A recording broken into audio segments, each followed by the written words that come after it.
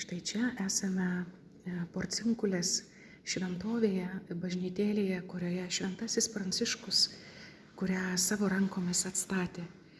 Ir ši vieta yra ypatinga, nes būtent čia jisai išgyveno kvietimą, raginimą savo širdyje eiti ir skelbti Evangeliją.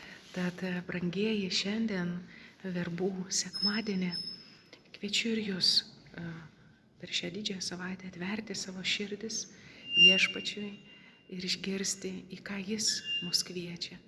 O kaip bažnyčios tėvai kalbėjo ir sakė, jog didžioji savaitė yra autentiška savaitė. Tad ir mums, krikščionims, tai yra pati autentiškiausia savaitė. Tad leisk, kad Viešpats per šią didžiąją savaitę vis labiau mus darytų autentiškus. Tai yra panašius pagal jo paveikslą ir panašumą per savo sūnų.